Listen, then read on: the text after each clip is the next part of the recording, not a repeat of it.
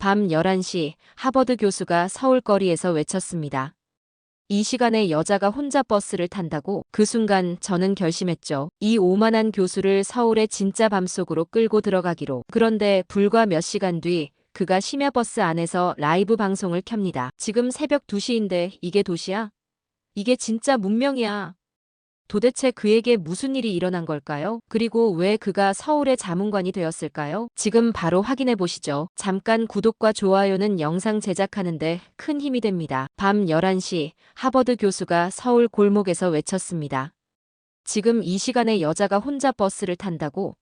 저는 리처드 블룸 교수의 이 장면을 직접 목격했습니다. 서울국제도시 포럼의 통역사로 일하게 된 저는 그날 인천공항에서 리처드 교수를 맞이했죠. 첫 만남부터 그의 오만함이 느껴졌습니다. 서울, 그냥 카피 도시지. 도쿄 따라하고 뉴욕 따라하고 독창성이라곤 없는 곳이잖아. 입국장을 나오자마자 리처드 교수는 이렇게 말했습니다. 저는 입술을 깨물었죠. 첫 만남에서 제 나라를 모욕하다니. 이게 하버드 도시공학과 석좌 교수의 태도인가 싶었습니다. 호텔까지는 어떻게 가나? 택시? 리처드 교수의 질문에 저는 공손하게 대답했습니다. 공항철도도 있지만 이 시간에는 직행버스가 더 빠를 것 같습니다. 30분이면 도착해요. 그 순간 리처드 교수의 얼굴에 비웃음이 번졌습니다. 버스? 농담하나? 내가 뉴욕에서도 버스는 타지 않아. 버스는 가난한 사람들이나 타는 거야. 차가운 공기가 흐르는 가운데 리처드 교수는 결국 택시를 고집했습니다. 그리고 예상대로 금요일 밤 교통체증에 갇혀 1시간 넘게 도로 위에서 시간을 허비했죠. 호텔에 도착해서도 그의 불평은 계속됐습니다. 여기 와이파이 비밀번호는 뭐야? 빨리 알려줘. 하버드 동료들과 화상회의가 있어. 저는 참을성 있게 와이파이 정보를 알려드리고 다음 일정을 확인했습니다. 내일 오전 10시 포럼 준비 미팅이 있습니다. 그 전에 혹시 서울 시내 둘러보실 의향이 있으신지. 됐어. 나는 이미 서울에 대해 다 알아. 내 책 세계 도시의 위계에서 서울은 2등급 도시로 분류했거든. 독창성 없이 선진국 모방만 하는 전형적인 아시아 도시지. 그의 말에 저는 속으로 분노를 사겼습니다. 한 번도 제대로 경험해보지 않고 어떻게 이런 판단을 내릴 수 있을까요? 저녁 식사 후 리처드 교수는 갑자기 숙소 근처를 산책하고 싶다고 했습니다. 명동 근처 호텔이었기에 밤 11시에도 거리는 여전히 활기찼죠. 그때 그는 버스 정류장에서 혼자 서 있는 젊은 여성을 보고 놀라워했습니다. 저 여자 혼자 버스를 기다리는 거야? 이 시간에? 네, 퇴근하는 분인 것 같네요. 미쳤군. 보스턴에선 이 시간에 여자가 혼자 버스 정류장에 서 있다간 큰일 나. 위험해서 아무도 안 그래. 리처드 교수의 목소리가 커졌고 주변 사람들이 쳐다보기 시작했습니다. 저는 난처해졌죠. 서울은 밤에도 대중교통이 안전합니다. 24시간 운행하는 노선도 있고요. 말도 안 돼. 미국은 왜 밤에 대중교통을 멈추는지 알아? 범죄 때문이야. 합리적인 결정이라고. 그의 고함에 지나가던 사람들이 힐끔거렸습니다. 저는 그 순간 결심했습니다. 이 오만한 교수에게 서울의 진짜 모습을 보여주리라고. 미국은 왜 밤에 대중교통을 멈추는 걸까요? 정말 그게 합리적인 결정일까요? 아니면 다른 해결책이 있는 걸까요? 자정 넘은 서울거리, 길을 잃은 하버드 교수가 충격을 받았습니다. 정류장에 사람들이 줄을 서 있었다고요? 리처드 교수와의 언쟁 후 저는 그를 호텔로 돌려보냈습니다. 하지만 2시간 후 자정이 훌쩍 넘은 시간에 그에게서 다급한 전화가 왔죠. 난데 길을 잃었어. 도와줘. 급히 전화를 받자 리처드 교수의 당황한 목소리가 들렸습니다. 알고 보니 그는 호텔에서 혼자 나와 주변을 돌아다니다가 방향 감각을 잃었다고 합니다. 주변에 뭐가 보이세요? 랜드마크 같은 거요. 뭔 랜드마크? 그냥 상점들 뿐이야. 택시도 안 잡히고 우버도 안 되고. 리처드 교수가 있는 위치를 파악하는데 10분이 걸렸습니다. 강남의 한 거리였죠. 저는 그에게 지시했습니다. 근처에 N13 심야버스 정류장이 있어요. 거기서 기다리세요. 제가 가겠습니다. 뭐? 자정 넘어서 버스가 다닌다고? 말도 안 돼. 30분 후.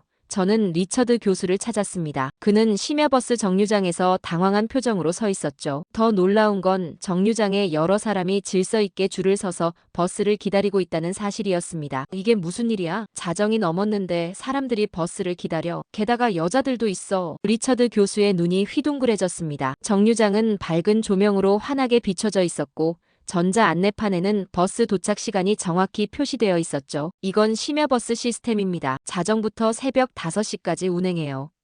30분 간격으로요. 이런 시스템 미국엔 없는데. 리처드 교수가 중얼거렸습니다. 그때 안내판에 표시된 대로 정확히 버스가 도착했습니다. 리처드 교수는 믿을 수 없다는 듯 쳐다봤죠. 타봅시다. 호텔로 돌아가는 길이니까요. 버스에 오르자 리처드 교수는 더욱 놀랐습니다. 내부는 깨끗했고 승객들은 조용히 각자의 자리에 앉아 있었죠. CCTV가 천장 곳곳에 설치되어 있었고 버스 기사는 친절하게 인사했습니다. 이 시간에 이렇게 안전하게 운행한다고? 보스턴에선 상상도 못할 일이야. 리처드 교수가 혼잣말처럼 중얼거렸습니다. 저는 속으로 미소 지었죠. 드디어 그의 편견에 균열이 생기기 시작한 겁니다. 심야버스는 왜 한국에서만 정상인가 생각해 보셨어요? 안전한 밤, 교통이 사치가 아닌 기본이 되는 도시라면 많은 것이 달라지지 않을까요? 리처드 교수는 답하지 않았습니다. 창밖을 바라보며 생각에 잠긴 듯했죠. 버스는 부드럽게 도로를 달렸고 승객들은 각자의 휴대폰이나 책에 집중하고 있었습니다. 호텔에 도착해서야 리처드 교수가 입을 열었습니다. 내일 이 심야버스 시스템에 대해 더 알고 싶어. 연구 목적으로. 그의 말투는 여전히 거만했지만 눈빛에는 호기심이 깃들어 있었습니다. 저는 고개를 끄덕였죠. 내일 저녁에 더 자세히 체험해 보시죠. 서울의 밤은 방금 시작했을 뿐입니다. 새벽 1시 버스 안에 여성과 아이, 노인이 있었다면 믿겠습니까?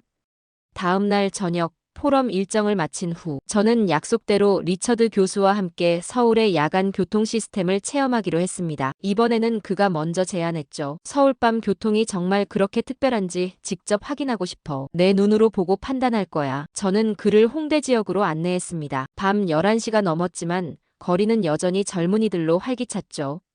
리처드 교수는 주변을 둘러보며 고개를 절레절레 흔들었습니다. 믿을 수 없군. 이 시간에 이렇게 활발하다니. 미국 도시들과 다른 점은 바로 대중교통입니다. 사람들이 차 없이도 안전하게 귀가할 수 있으니까요. 우리는 심야버스 정류장으로 향했습니다. 리처드 교수는 갑자기 휴대폰을 꺼내더니 영상을 녹화하기 시작했죠. 내 동료들이 이걸 봐야겠어. 하버드에서 아무도 믿지 않을 테니까. 버스가 도착했고 우리는 탑승했습니다. 차내는 조용했지만 다양한 승객들이 있었죠. 퇴근하는 직장인, 공부를 마치고 돌아가는 학생, 심지어 아이를 안고 있는 여성도 있었습니다. 저 여성 좀 봐. 이 시간에 아이와 함께 버스를 타다니. 보스턴에서는 상상도 못할 일이야. 리처드 교수가 놀란 목소리로 속삭였습니다. 그때 버스 내부 안내방송이 영어, 중국어, 일본어로 차례로 나왔습니다. 다국어 안내까지. 게다가 저 단말기는 뭐지? 교통카드 결제 시스템이에요. 현금 없이도 탈 수 있고 환승 할인도 됩니다. 리처드 교수는 점점 흥분한 상태가 되었습니다. 그는 갑자기 라이브 방송을 시작했죠. 여러분, 지금이 새벽 1시입니다.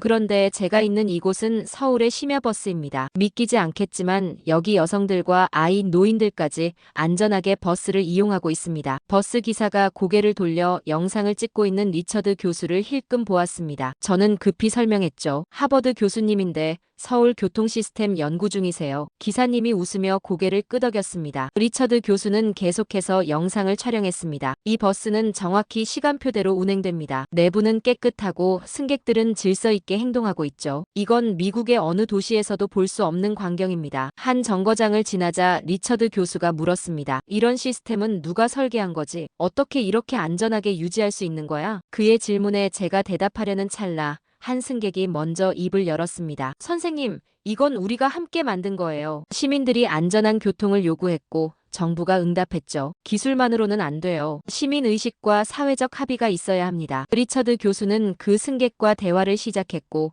곧 다른 승객들도 자연스럽게 대화에 참여했습니다. 안전한 대중교통은 누가 설계해야 하는가? 기술의 문제인가? 사회적 합의의 문제인가? 버스 안에서 작은 포럼이 열린 듯했죠. 서울 버스는 단지 이동수단이 아니었습니다. 그것은 알고리즘으로 만든 안심보장 통로였죠. 다음 날 아침 리처드 교수는 완전히 달라진 사람처럼 보였습니다. 포럼 세션을 건너뛰고 서울 교통 시스템에 대해 더 알아보고 싶다고 했죠. 어젯밤 경험은 충격적이었어. 내 연구 방향을 완전히 재고해야 할 것 같아. 저는 그를 서울시 교통정보센터로 안내했습니다. 그곳에서 우리는 센터장 김 부장을 만났죠. 교수님 환영합니다. 저희 시스템에 관심 가져주셔서 감사합니다. 김 부장은 대형 스크린이 가득한 관제실로 우리를 안내했습니다. 스크린에는 서울 전역의 버스 위치가 실시간으로 표시되고 있었죠. 이건 단순한 위치 추적이 아닙니다. 빅데이터 기반 여성 귀가 경로 설계 시스템입니다. 김 부장의 설명에 리처드 교수의 눈이 눈이 커졌습니다. 여성 귀가 경로라고요? 네, 저희는 범죄 통계,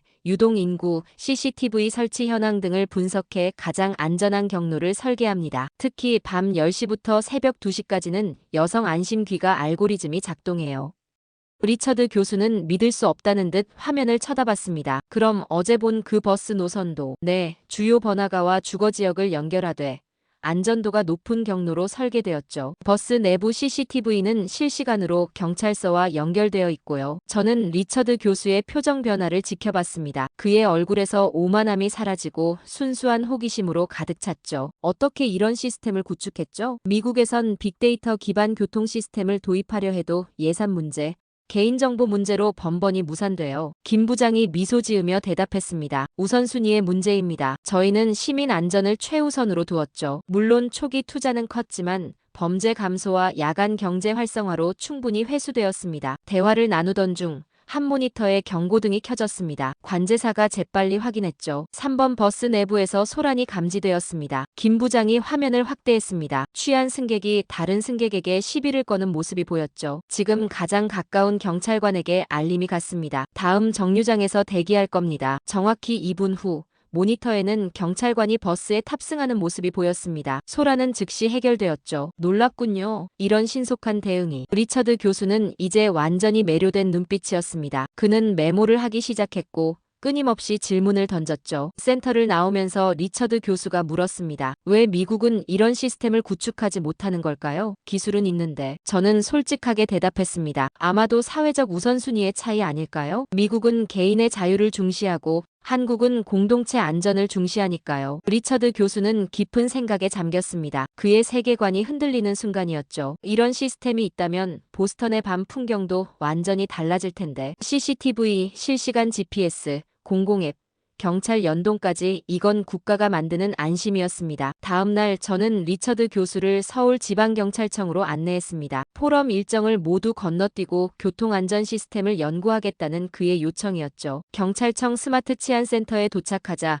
리처드 교수의 눈이 휘둥그레졌습니다. 이게 다 실시간인가요? 벽면 가득한 대형 스크린에는 서울 전역의 버스, 지하철, 택시 정보가 실시간으로 표시되고 있었습니다. 박경감이 우리를 반갑게 맞이했죠. 여기서는 모든 대중교통을 실시간으로 모니터링합니다. 특히 심야 시간대에는 집중 관리하고 있죠. 리처드 교수는 믿을 수 없다는 표정으로 스크린을 하나하나 살펴봤습니다. 미국에서는 경찰과 교통이 완전히 별개 시스템으로 운영됩니다. 이런 통합 관제는 상상도 못 해봤어요. 박경감이 웃으며 말했습니다. 저희는 교통이 아니라 시민 안전을 설계한다고 생각합니다. 그래서 모든 시스템 이 연결되어 있죠. 리처드 교수는 메모를 하며 계속 질문했습니다. 그럼 개인정보 보호는요? 미국에서는 이런 시스템을 구축하려면 엄청난 반발이 있을 텐데. 물론 논쟁이 있었습니다. 하지만 시민 안전을 위해 최소한의 정보만 수집하고 엄격한 관리 체계를 갖추었죠. 결국 시민들이 안전함을 체감하면서 지지하게 되었습니다. 그때 한 모니터에 알림이 표시되었습니다. 심야버스 정류장에서 혼자 기다리는 여성의 모습이었죠. 저분은 안심기가 앱을 실행 중입니다. 15분 이상 같은 위치에 머물러 있어서 자동 알림이 왔네요. 박경감이 설명했습니다. 곧 화면에는 근처 순찰차가 정류장에 접근하는 모습이 보였습니다. 순찰차는 정류장 근처에 잠시 멈춰 상황을 확인한 후 다시 이동했죠. 이건 일상적인 안전 점검입니다. 특별한 상황은 아니었네요. 리처드 교수의 표정이 심각해졌습니다. 왜 미국은 이런 시스템을 구축하지 않는 걸까요? 기술적으로는 충분히 가능한데. 박경감이 조심스럽게 대답했습니다. 아마도 사회적 우선순위의 차이가 아닐까요? 미국은 개인의 자유를 최우선으로 여기고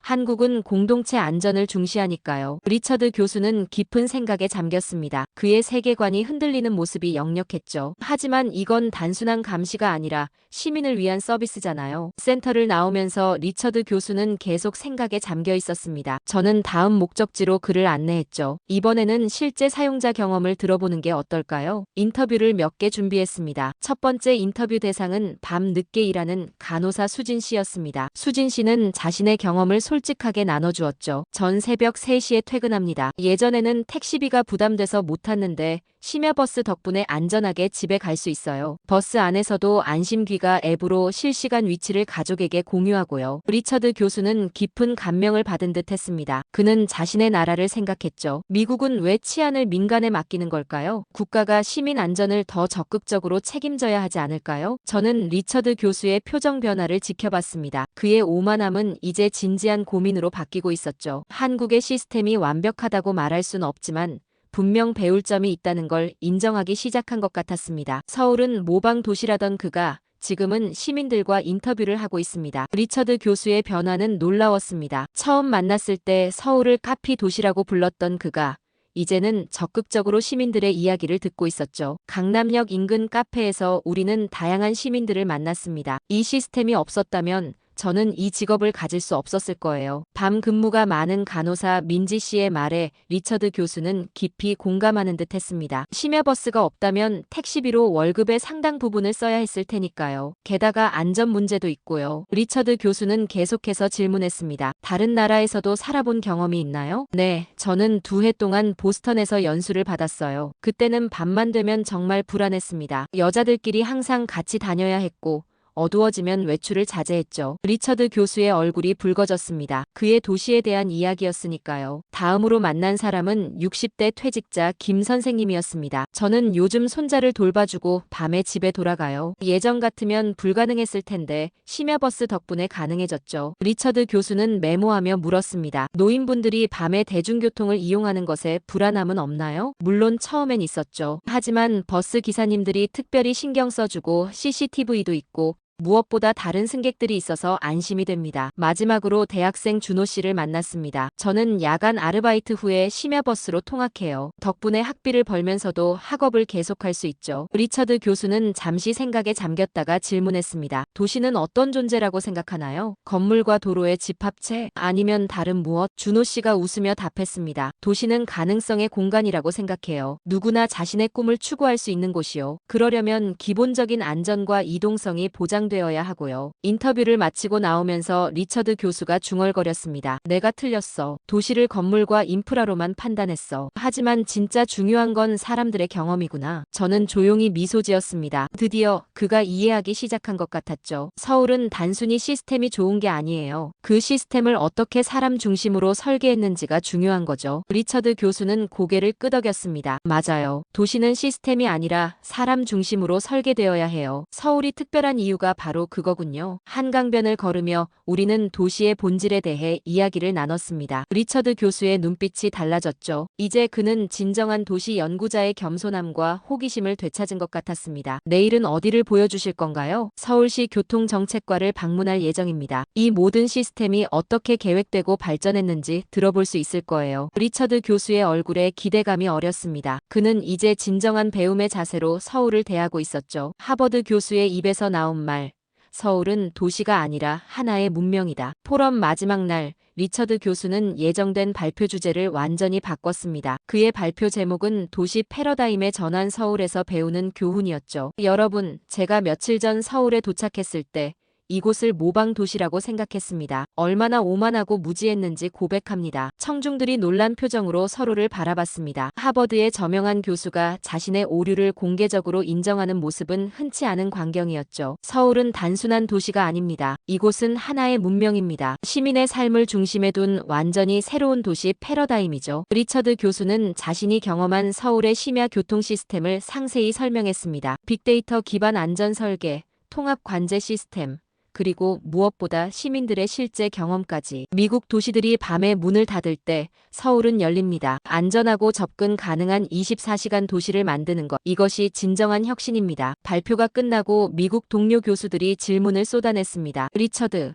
당신 갑자기 왜 이래? 서울이 그렇게 훌륭하다면 보스턴은 어떻게 되는 거지? 리처드 교수는 침착하게 대답했습니다. 우리는 너무 오랫동안 서구 중심적 시각으로 도시를 평가해왔어요. 이제는 배움의 방향을 바꿀 때입니다. 서울의 시스템은 복붙이 아닌 미래입니다. 발표장을 나오면서 리처드 교수는 자신의 딸에게 전화를 걸었습니다. 에밀리, 들어봐. 너 교환학생 프로그램 아직 지원 안 했지? 서울을 강력히 추천할게. 이곳에서 공부해볼 필요가 있어. 전화를 끊고 리처드 교수가 저에게 물었습니다. 교통은 기술인가요? 기술인가요? 철학인가요? 저는 잠시 생각하다가 대답했습니다. 둘 다라고 생각합니다. 기술은 도구고 철학은 방향이죠. 서울의 심야버스는 단순한 운송수단이 아니라 시민의 자유와 가능성을 확장하는 철학의 구현체입니다. 리처드 교수는 고개를 끄덕였습니다. 정확합니다. 이제 저는 도시를 완전히 다른 시각으로 봐야겠어요. 건물과 도로가 아니라 사람들의 경험과 가능성의 관점에서요. 그날 저녁 리처드 교수는 서울시장과 만남을 가졌습니다. 그는 서울의 교통 시스템을 세계에 알리는 자문위원 역할을 제안받았죠. 놀랍게도 그는 주저없이 수락했습니다. 제가 서울에서 배운 것을 세계와 나누고 싶습니다. 특히 미국 도시들이 이런 시스템을 도입할 수 있도록 돕고 싶어요. 리처드 교수의 눈빛에는 이제 열정과 겸손함이 공존했습니다. 그는 완전히 변화한 사람이었죠. 이제 그는 하버드가 아니라 서울의 고문입니다. 6개월 후